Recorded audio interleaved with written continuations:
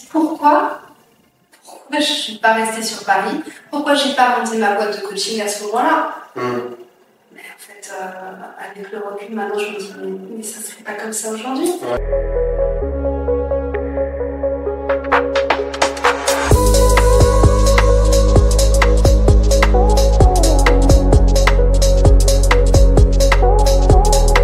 Bonjour à tous, bienvenue sur cette interview d'entrepreneur. Aujourd'hui, nous allons découvrir l'histoire de Marie-Émilie, qui est du coup une entrepreneuse aux multiples casquettes. Ouais.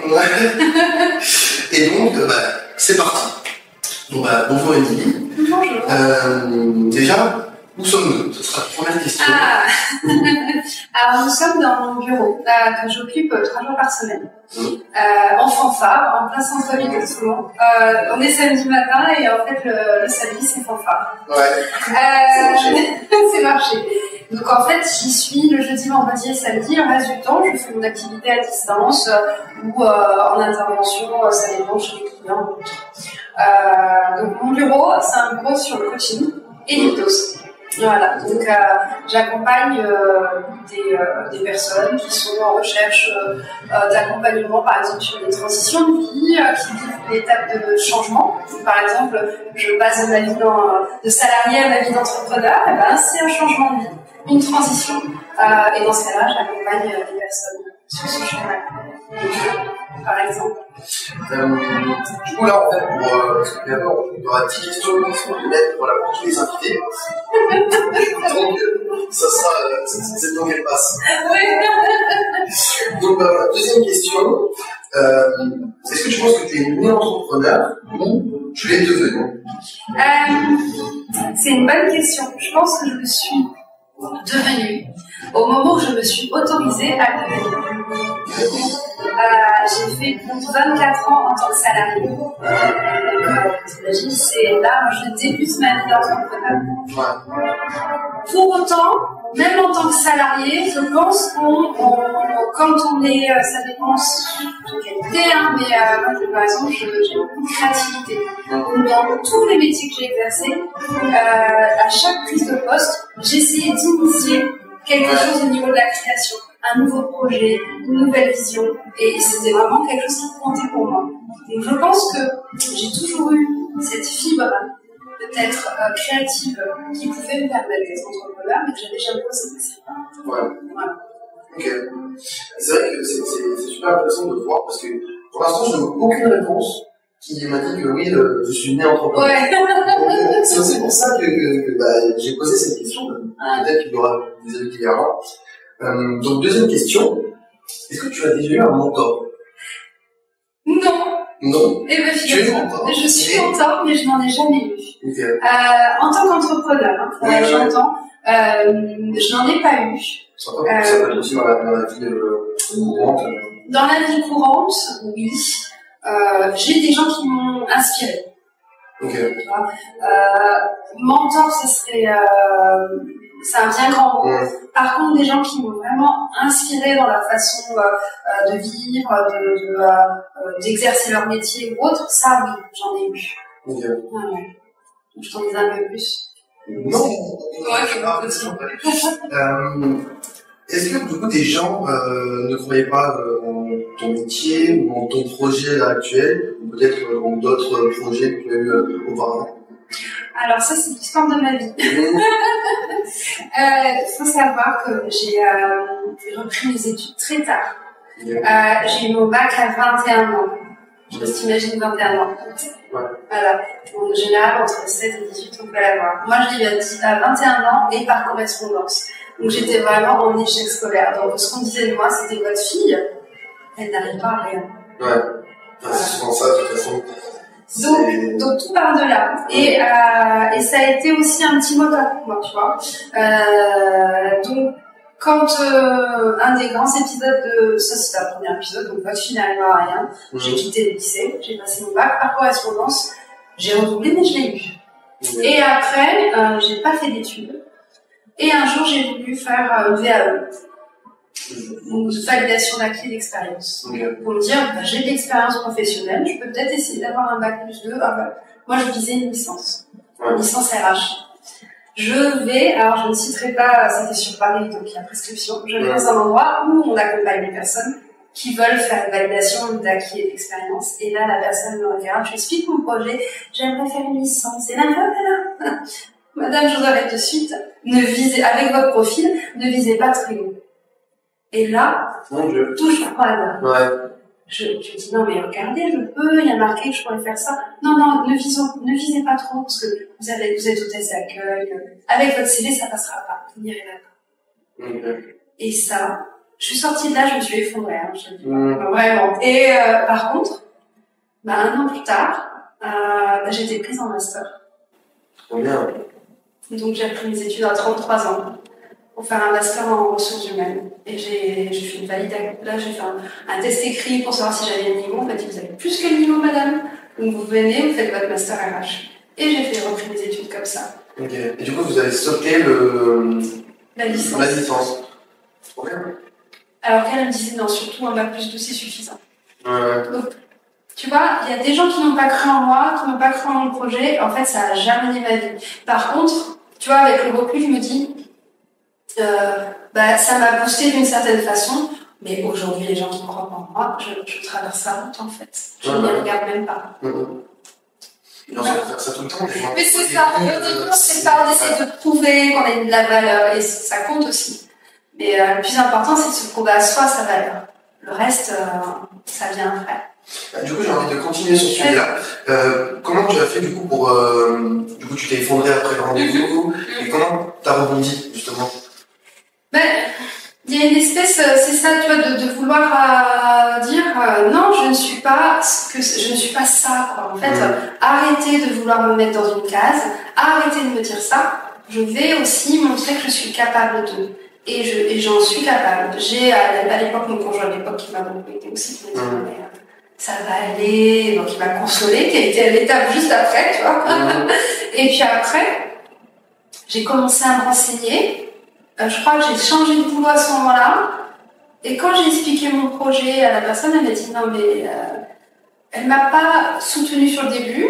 Elle m'a dit non mais avec ton profil, alors même ton camp d'entreprise, je suis désolée Marie, t'es super compétente. Mais comme t'as pas le niveau scolaire, je peux pas te confier plus de missions. Une aberration. Parce que je me dis mais à quel moment, si toi tu estimes en tant que manager que j'ai le niveau, pourquoi tu me dis? Pourquoi tu me laisses pas faire? Pour une question de diplôme, bon je vais passer le diplôme. Et c'est à ce moment-là qu'en fait, si tu veux, à force qu'on me dise tu peux pas, je crois qu'il y a une partie de moi qui n'aime pas qu'on lui dise non. Et donc, ça m'a reboosté. C'est la porte est fermée, donc ça, au bout d'un moment, je vais l'ouvrir. Et j'ai été merdée pour limite la démonter. Enfin, excusez-moi, c'est pas grave. On est là sur mais voilà, donc en fait, au final, j'ai fait, allez, c'est bon, j'y vais, je fonce et je vais y arriver. Donc, c'est ça que les portes fermées m'ont poussé à les ouvrir en fait.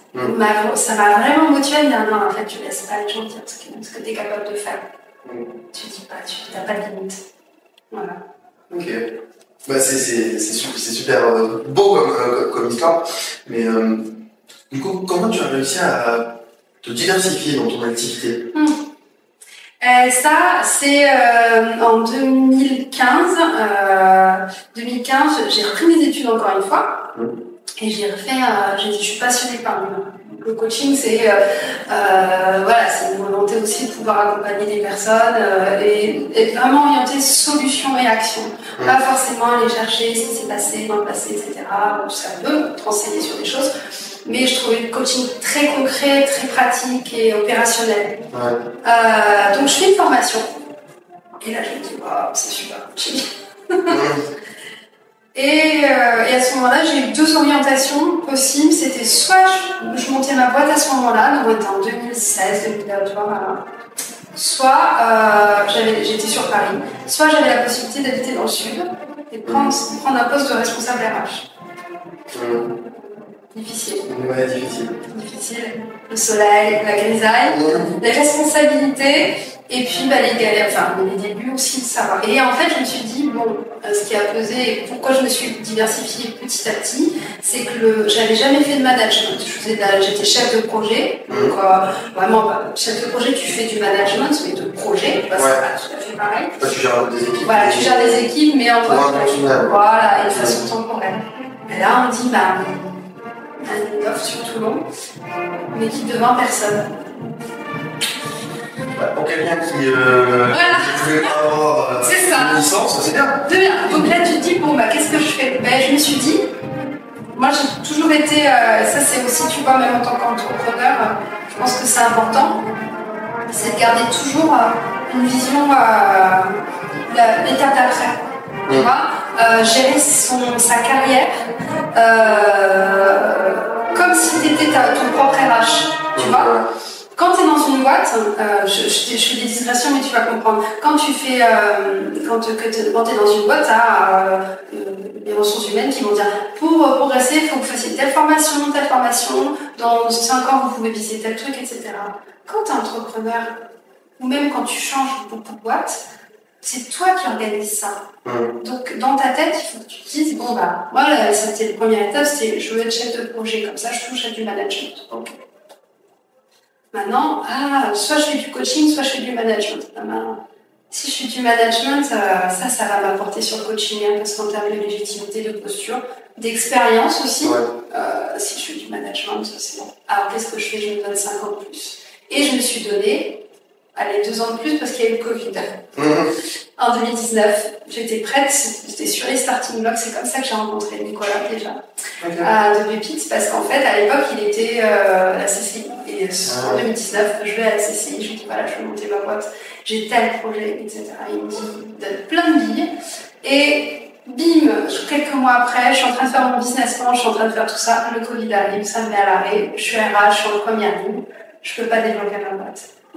C'est pas grave. Et là, j'ai eu une opportunité de partir de mon entreprise. J'ai monté ma boîte un tout petit peu avant et je suis sortie. Et je me suis dit, c'est le bon moment. Et tu vois, finalement, avec le recul, je me dis, tout est bien parce que le management, j'ai quand même fait de la gestion du risque, des situations humaines super dures. Tout ça a contribué à ce que je suis aujourd'hui, à faire que l'entrepreneur que je suis aujourd'hui réussisse. Tu vois, moi c'est ma conviction. Ok. Dans ta réponse, tu as un peu anticipé. Je suis désolée. C'était du coup, quelle a été la décision la plus difficile qui a pu t'amener sur du mieux, mais aussi peut-être à l'inverse sur du pire? Écoute, je pense que c'est quand ce qu'on disait là, quand je suis venue habiter ici, j'ai quitté Paris, ça fait 17 ans que j'étais en vie parisienne. J'avais toute une vie, j'avais quand même tous mes amis, construit toute ma vie là-bas. Je repartais de zéro, je suis repartie de zéro en arrivant ici. Je connaissais que ma famille. C'est bien, hein, mais j'avais pas d'amis, j'avais pas de. J'étais devenue responsable RH, donc j'étais pas l'amie de mes salariés. Tu peux pas être l'amie des salariés en responsable RH. Tu gères des équipes, tu gères des risques, tu es dans le contrôle, t'as quand même une posture. Donc, ça a été hyper exigeant comme poste, hyper confrontant, tu vois, en termes de ressources. Je pense que, tu vois, j'étais à la limite des fois même du burn-out, hein, on est vraiment là-dedans, hein, dans des postes à responsabilité max costaud. Donc, il y a des moments, je me suis dit, mais punaise, pourquoi je ne suis pas restée sur Paris? Pourquoi je n'ai pas monté ma boîte de coaching à ce moment-là? Mais en fait, avec le recul, maintenant, je me dis, mais ça ne serait pas comme ça aujourd'hui. Tu ne serais pas dans la pièce avec moi. J'accompagnerais pas dans le cadre de l'expérience de mentor sur le programme Pépite. Je ne serais pas aussi épanouie que je suis aujourd'hui. Et je ne pourrais pas accompagner, je pense, avec autant d'expérience et de recul, les personnes, tu vois, mes clients. Donc en fait, ce choix de venir habiter ici a été à la fois un choix très dur, que parfois j'ai pu me dire, je sais pas si tu as fait le bon choix, Marie, et au final, si, j'ai fait le bon choix.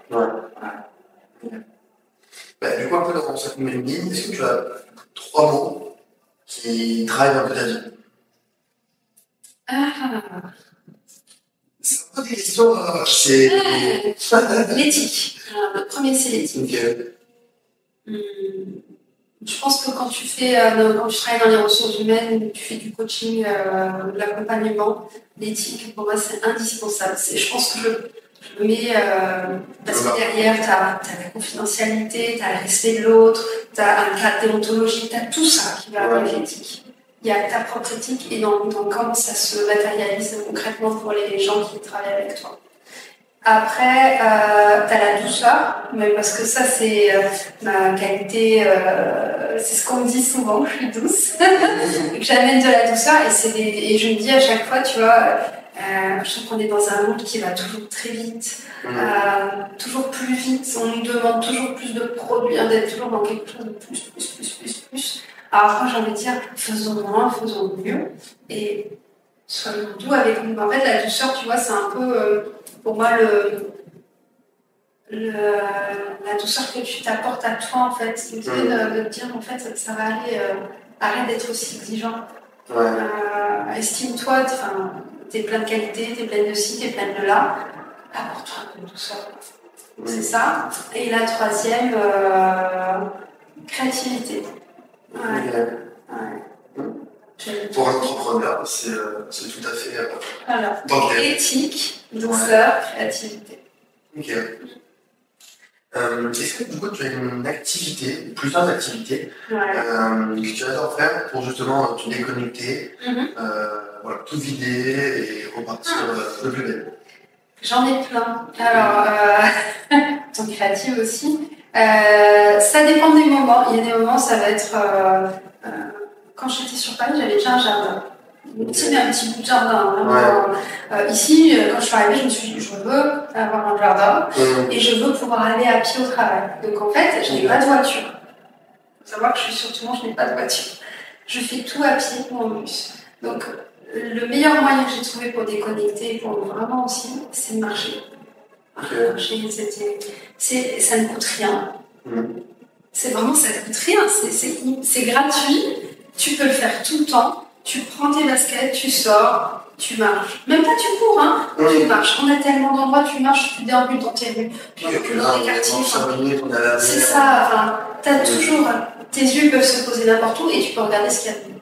Et dans ce cas-là, ça te vide la tête, ça va mieux. Ça, je nage aussi, j'aime. Et après, dans la création, je fais des petits trucs. Je dessine, je fais des choses. Je suis manuelle, j'aime bien travailler dans quelque chose. Pour essayer de me ramener, en fait, ces activités-là, elles te ramènent là, à l'instant. C'est-à-dire que, quand tu es entrepreneur, je pense qu'on est beaucoup si tout le temps attends. Tu penses à l'étape d'après, et il faut que je fasse ça. Je n'ai pas pensé à ça. Oh mon Dieu, j'ai pas fait ci, j'ai pas fait ça. Là, tu mets les mains dans la terre, tu vas marcher, tu vas regarder la mer. Pas tu regardes un film, parce que ça, c'est le meilleur moyen d'anesthésier ton cerveau. Tu le mets pas en pause, tu l'anesthésies. Non, d'aller regarder ce qui se passe dehors, de te balader, de créer, de toucher la terre, de toucher les matériaux, de dessiner. Ça, oui, ça te permet de te mettre là maintenant. Et c'est des pauses qui sont d'autant plus importantes que sinon, ton cerveau tourne à vide. Et c'est pas comme ça que naissent les idées. Les idées, elles naissent quand tu prends du recul, quand tu débranches un peu ta trouve, quoi. Ok. Alors, la question d'après, elle n'est peut-être pas très pertinente du coup pour ton profil. Est-ce qu'il y a eu un plus gros contrat de ta vie qui a changé du coup le fait Oui, là c'est... Non, mais c'est pas forcément la question, mais tu vois... je dirais pas un contrat, mais tu as des rencontres aussi, tu vois, tu parlais de mentor aussi tout à l'heure, et moi typiquement, tu as des rencontres comme ça aussi. Et un truc que j'ai osé faire il y a peu de temps, qui m'a boosté, c'est pas un client, hein, c'est je suis allée pitcher sur un salon. En tant qu'entrepreneur, tu vois. J'y suis allée en me disant, je vais voir, et j'ose sortir, j'ose le faire. Et j'ai eu un prix. Trop bien. Ouais. Bravo. Et je me dis, bah ouais, en fait, c'est en partie d'une rencontre. C'est-à-dire qu'au début, on me dit, ah tiens, vas-y, tu vas apprendre des trucs et tout.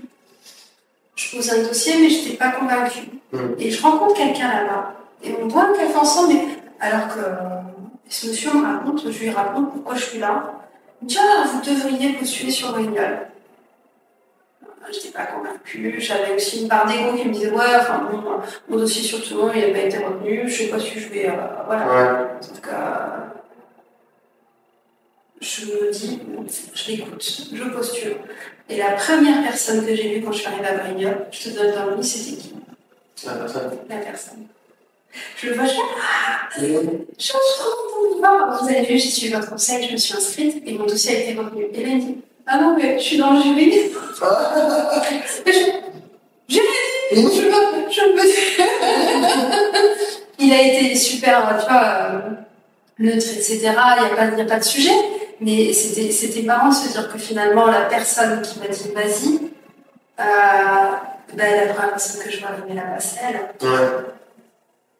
Ça, c'est, tu vois, et c'est des choses qui te changent ta vie, ça. C'est des rencontres, des contrats, des ce que tu veux, des opportunités qui vont changer ta vie. Et il faut juste ouvrir les yeux de temps en temps et entendre ce qu'on a à dire. Complètement. Mais aussi, de faire la démarche. Et de faire la démarche. Parce que j'aurais pu te le dire, et puis au final, non, j'ai trop peur. Enfin, ouais, c'est ça. Non, je vais pas, je vais m'éviter. Je serais passée à côté de quelque chose, déjà de me faire du bien, parce que ça m'a boosté ma confiance en moi, à me dire, en fait, on m'a reconnue comme étant légitime dans ma posture de dirigeante. Déjà, à l'entendre ce mot-là, je suis waouh, je suis dirigeante.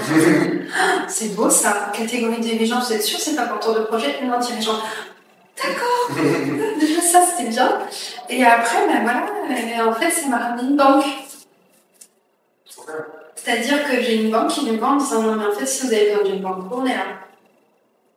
Donc, tu vois, ça en découle. Mais tu as raison, il y a cette impulsion qu'on te donne l'élément extérieur, mais l'impulsion, elle vient de toi, elle vient de l'intérieur. Si tu mets pas ce mouvement, il se passe rien. On peut te mettre les meilleures dispositions de la Terre. Si toi, tu n'es pas acteur de ça, rien qui bouge. Prochaine question. Un peu, du coup, dans le futur. Où tu te vois dans 5 ans, où tu vois ta boîte dans 5 ans, et comment tu vas faire pour arriver à ces objectifs. Alors, moi, je me suis fixé une feuille de route à 3 ans, déjà, tu vois. À 5 ans, j'ai deux grands projets. Donc, il y a le coaching que je souhaite développer, avec notamment aussi l'accompagnement au développement. Donc là, c'est une formation que je fais bientôt. C'est pour accompagner les entrepreneurs dans le développement de leurs compétences par les échanges entre pairs. Le développement, c'est la méthode qui vient du Québec et en général, tu l'utilises pour les managers. Ça te fait évoluer tes pratiques managériales. Bon, bref. Donc ça, c'est une formation que je fais. Ça me permettra de faire de l'accompagnement collectif, auquel je crois beaucoup. De lâcher de l'individuel, mon objectif c'est de développer des accompagnements collectifs. Donc ça, on est sur des projections à 1 an, tu vois. Collectif, combien de personnes? En général, c'est 8 personnes. 8, c'est un grand max, c'est des petits groupes, tu vois, mais que tu peux faire plusieurs fois par mois. Un de mes projets, 2 autres projets, c'est de développer un podcast. Voilà. Donc ça, c'est pour 2025 plutôt. Là, je suis en train de construire aussi un plan et j'aimerais le développer sur aussi tout ce qui est développement personnel. Il y en a beaucoup qui sont déjà, tu vois, mais sur la vie des personnes qui font du développement personnel, pas forcément sur le développement personnel en lui-même. Donc ce serait un projet comme ça. Et en filigrane, en fait, j'aimerais vraiment faire un programme de conférences. Donc ça, c'est mon projet à 3 ans. C'est de développer des conférences à thème sur la puissance aussi, tu vois, de l'entrepreneuriat, la puissance aussi de la vie, plein de choses sur des thèmes très précis où je suis en train d'identifier, mais je le construis déjà. C'est pour ça que je vais me challenger sur des trucs où je vais faire de la prise de parole devant 150 personnes que je connais pas, j'y vais. J'y vais. je m'interdis plus rien. Parce que je me dis, comme tu l'as justement dit, si je commence pas à faire maintenant, si je m'autorise pas, qui va le faire pour moi? Il n'y a rien qui se passe. Donc, dès qu'il y a un truc maintenant, tiens, on te propose ça, j'y vais. Ok, et je verrai. Je me plante, et alors? Qu'est-ce qui se passe si je me plante? J'apprends. Tu sais, c'est la fameuse phrase, hein. Il n'y a pas d'échec, il n'y a que des expériences. C'est un peu bateau comme phrase, mais c'est extrêmement vrai. Malheureusement, justement, il y a plein de phrases comme ça qui sont écrites pour du bullshit. Parce qu'il y a des personnes qui ont une mauvaise légitimité plutôt. Mais du coup, c'est mal compris ou du coup c'est mal vu. Alors que c'est complètement vrai. Donc, ouais. Est-ce que tu as des enfants? Non. Non? Du coup, est-ce que si jamais tu as des enfants, comment tu verrais du coup l'éducation en tant qu'entrepreneur? Est-ce que tu inculquerais des petits valeurs comme ça? Ouais, je pense que, tu vois, comparé à... je suis d'une génération où la vie entrepreneuriale, elle n'était pas forcément très valorisante. Tu sais, on n'avait pas encore la culture américaine qui était venue un peu se répandre dans la vie, même sur universitaire, mais ça n'existait pas. Un DU sur la formation, ça n'existait pas. On te poussait à faire des métiers bien précis, bien encadrés, à avoir une idée claire sur ce que tu veux faire. Et en fait, il n'y a rien de plus faux. À quel moment déjà la vie est figée? À quel moment tu n'as qu'un seul métier dans ta vie? C'est que ça n'existe plus simplement. Donc moi, ce que je voudrais transmettre à mon enfant, c'est cette capacité à dire en fait, tu n'as pas qu'une seule vie. Ta vie professionnelle, elle peut être ce que tu veux. Tu peux en changer quand tu veux. Tu peux reprendre des études plus tard parce que rien n'est figé. Tu peux être entrepreneur si tu en as envie pendant 10 ans et puis revenir au salariat. Il n'y a pas de limite à... Et c'est ça que j'ai envie de transmettre.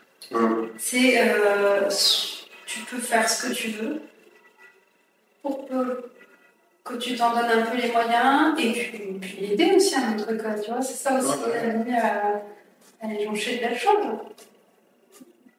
Super. Dernière question de ces 10 questions. On entend souvent du coup, est-ce que tu aurais un conseil pour les jeunes? Du coup, moi je l'ai fait en 2 parties. Est-ce que tu aurais un conseil pour les jeunes et un conseil pour les moins jeunes qui veulent du coup se lancer dans l'entrepreneuriat? Conseil pour les jeunes, il y en aurait plein, je plaisante. Non, je sais. Franchement, moi je trouve que c'est une génération, a plus à m'apprendre que moi j'ai à transmettre certaines choses, mais j'apprends beaucoup aussi de cette génération-là, de celle avant moi. Et ce que j'aurais à dire, c'est vous aussi vous pouvez transmettre. Vous aussi vous avez à apprendre à d'autres. Parce que le mentorat, tu vois, on voit avec un expérimenté vers le mentorat inversé, ça existe aussi. Ça, j'y crois beaucoup. Donc, ça paraît bizarre, mais vous pouvez apporter beaucoup aussi. Je ne sais pas si c'est très clair, mais... pour moi, en tout cas, au pire, vous le mettrez dans les commentaires. C'est ça. On n'a rien compris. C'est quoi son conseil? Marie-Lie, ça ne va pas du tout. C'est pas grave. Donc, super, merci. J'espère que du coup, tes conseils ou tes expériences seront entendues. C'est aussi le but de ces interviews. Donc on va passer à la deuxième partie. On va essayer d'un peu plus reprendre ta vie. Ok.